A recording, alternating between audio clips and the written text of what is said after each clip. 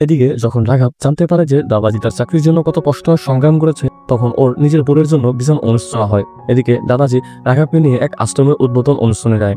ঠিক তখনই রাঘবের ফোনে রাঘবের বন্ধুর কল আসে, কিন্তু ফোনটা ছিল সান্ধিয়ার কাছে। সান্ধিয়া কল রিসিভ করতেই ওপাশ থেকে রাঘবের বন্ধু বলে যে আজ হাতির পা জঙ্গলে আসছে, তাড়াতাড়ি বুড়োকে নিয়ে চলে আসো, সুযোগ ভালো আছে তাকে একদমই জানে মেরে ফেলার। এটা শুনে সান্ধিয়ার পায়ের তলা থেকে মাটি সরে যায়। ও ভয় কাঁপতে কাঁপতে নিজের বান্ধবীকে নিয়ে রাঘবের বাড়িতে পৌঁছায়।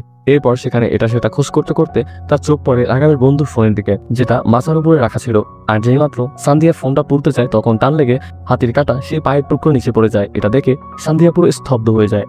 এছাড়াও সে ওখানে বেশ কিছু নিউজের পেপারও পায়, যেগুলো দেখে তার কাছে এবার পুরো বিষয়টা ক্লিয়ার হয়ে যায় যে রাঘব দাবাজিকে হাতিদের হামলায় মারানোর ষড়যন্ত্র করছিল, যাতে সে সরকারের কাছ থেকে 6 লাখ টাকা ক্ষতিপূরণের অর্থ পায়।